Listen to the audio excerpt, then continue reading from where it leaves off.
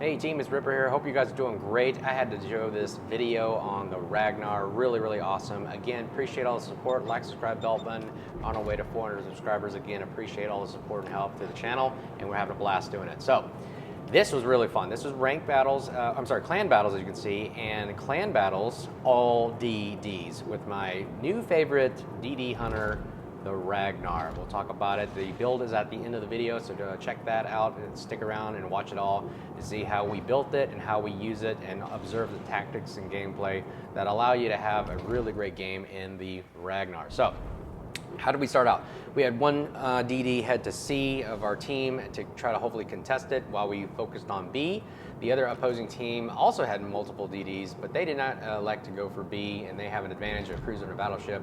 And we are going to basically attack Alpha with the majority of our DDs. So that's the plan. I like showing the beginning of the videos to show out some of the ways and tactics and game plans that kind of like attack this particular map. I personally don't like this map for some reason now anymore. The B cap is one of the most contended, difficult ways to attack and defend, but it is fun at times, but it's really annoying and really frustrating when things just don't seem to work out well and all the plans just seem to fall apart. So the first victim here we got is Haragumo, a very Japanese, very powerful Japanese gunboat that I really like. Very fast firing guns. The problem is it doesn't have any heals, so you really can't last very long, especially if you're in the open water gunboating business. But watch how the Ragnar handles it. Accidentally had AP loaded, but I like HE more in the Ragnar because watch, it takes 2,000 damage off of destroyers if you hit it right, like 2,500 damage. I mean, DDs cannot survive taking 2,000 damage at a time for very long, and it damages the rudders, it damages the engine, like right there, you see it, and also damages modules like crazy. It literally is, to me, a Ragnar is a miniature cruiser with like Worcester guns. I mean, the sound's the same, the gun caliber is kind of similar to the Worcester, and it's got radar. So this is really an awesome ship. We start a fire. Hopefully we keep firing in the blind, and boom, Haragumo goes down, RIP, back to 40. And now we're gonna focus on the Marceau. Teammate on the side here with the Z52 comes into play, but I got our radar popped, and you notice the way I built it, you'll notice that the radar lasts about a good 30 seconds, which is pretty awesome for a destroyer. That's a long duration, better than the small one. So that's why, you know, Ragnar has moved up to be my #1 DD now. Last shot right there, and boom, he is out. Marceau is down for the count, and he is sent back to port, and we are not going to focus on Zao. Now, another reason why I like the Ragnar is you notice right now I'm attacking a Zao head on. I mean, I'm literally just open firing gunboating on a Zao, and just look at the damage we're putting on him. 2,500 damage. I mean, these guns are literally cruiser style guns. It's like I said, shooting Worcester guns at regular cruiser targets. I mean, this, you'll notice later, the Ragnar eats, you know, even battleships alive. I mean, the gun caliber is just perfect for what it can do. It is versatile in all roles, not only a DD hunter, but contesting battleships, cruisers, caps, everything that you need in an all-around well-balanced ship, and it's paying off in dividends. So right now we're basically speeding off to the flank of a Zao, while our teammates are also taking you know, damage and also distracting him from us while we're farming him like crazy. I mean, look, yeah, so Z52 or, you know, whoever shot those AP shells, but look at this. Our HE damage is just far superior, just like melting a ship and also starting fires. You see right there, those AP shells didn't really do much, but look what we're doing. 68 penetrations right there, getting a lot of damage and starting fires as well. Notice the maneuverability of the Ragnar is, like I said, a miniature cruiser. The turning radius is pretty large per destroyer. It's pretty clunky and slow, but once you get the speed boost out in open water, it is pretty fast, and you can get this thing out there to 40+ knots. Not bad. Zao goes down, and we are down to 4 on 4. So, just look at the build here. Let's talk about some of the features of the Ragnar while we push back towards B. So now that we've eliminated half the team, we're going to push back towards Bravo cap and try to hold and contend that. That's the tactic strategy right there. Hopefully our teammates are you know, going to basically hold the northern end of Bravo and also spotting the other 2 DDs. So we got a gearing and a Holland. So the cool thing about the Ragnar, and we'll talk about the features while we're driving towards them, is the Ragnar has really heavily armored sides. I mean, If you look at the armor layout of the Ragnar, essentially the side plating is large enough to deflect most destroyer caliber gun shells. That's the cool feature about it. It's kind of like a Khabarovsk kind of armor scheme where, I mean, it's just difficult to just hit this thing. Now, cruisers and battleships, no big deal. They always pin you like crazy. But what destroyers can do, the counter to this is destroyers use AP shells, which I've seen a lot of people do. And it's really, really effective against the Ragnar itself. But again, look at our HP pool, 26,500. You build for survivability, you can get up to 30,000. Notice we started firing the gearing there. We're not in range of his radar, so we kind of hold off and wait till we get a little closer. But just look at the dispersion and the gun caliber of what we can do with these guns. They're very, very accurate, very, very scary. We pop our radar, we're within 7.5 radar, another key feature there. And watch this, how we melt the Shimakaze. We're just gonna sit here and just keep him spotted for 30 seconds and just keep lobbing as many shells as he can. I mean, him maneuvering and trying to get out of it doesn't do much.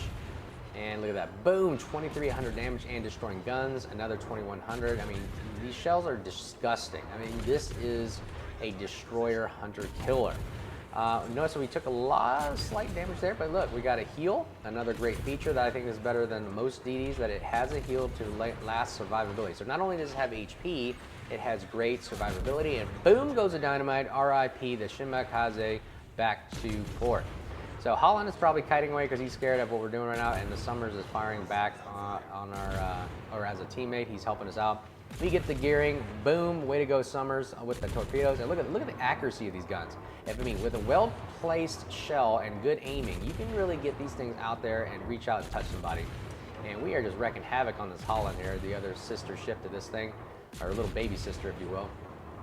Our Summers goes down, unfortunately, and we are now 2 on 2.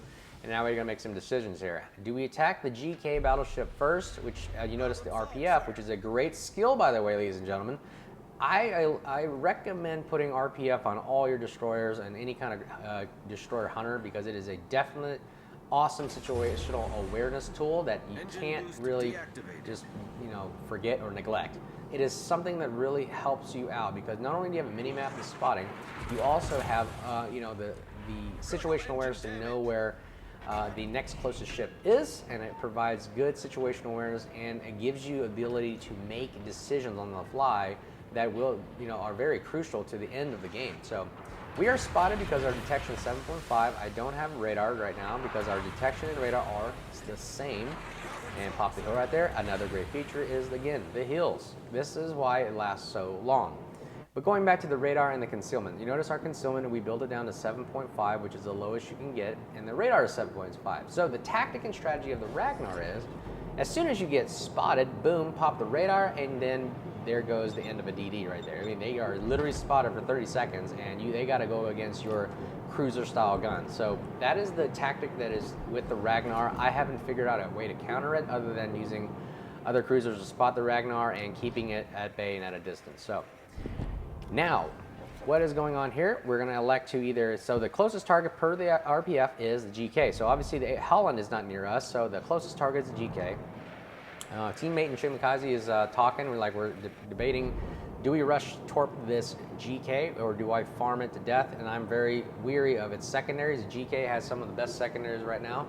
Not as good as a Schlieffen, but still formidable enough, as you saw earlier, to damage my modules and start fires. So we cannot, you know, absorb that much damage. So what we're going to do is kind of start a fire, because we saw him take a torpedo earlier. He probably damaged con. So our goal, look at that, 2,900 damage, 2,100 damage. So let's start a fire somewhere along here. We get a fire, perma-fire going.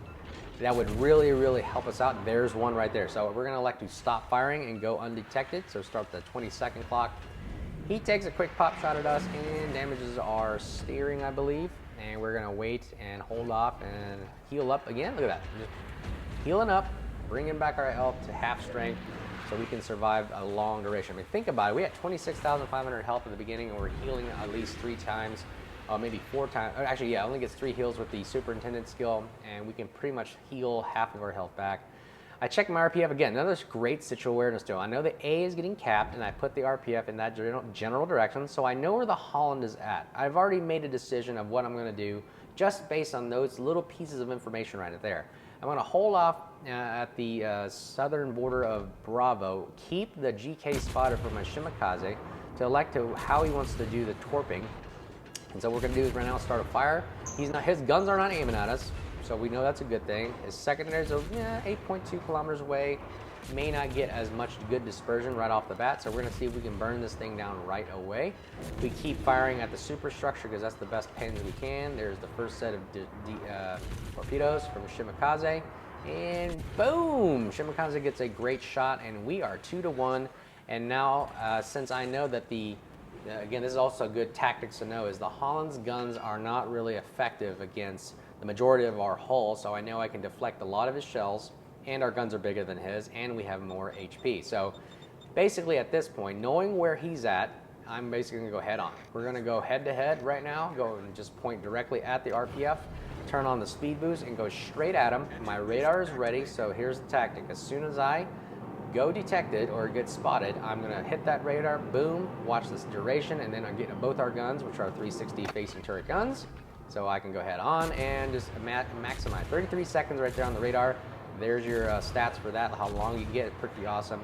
And we're just gonna keep firing with good aim here. Look at that, 1400 damage. He cannot sustain this much damage for long per salvo. And look at that, just taking too much damage. He cannot heal it in time. Yeah, we gotta fire, who cares? But we are going to seal the deal and win this for our team. And look at that, just taking full pens right there, and boom goes the Holland. RIP in the Ragnar. Hope you guys enjoyed that video. 145,000 plus damage, or actually 151 there, and 3 kills for this great game. So this was awesome. Like I said, Ragnar is totally awesome. Stick around if you want to see what the build is for this thing. I really, really like this ship. I think you all should save up and get it for steel, and it's totally worth it. Great for not only ranked, but also for clan battles and randoms as well. Again, thanks for all of those that are supporting the channel. Like, subscribe, bell button, and until then, you guys be safe. We'll see you soon. Cheers.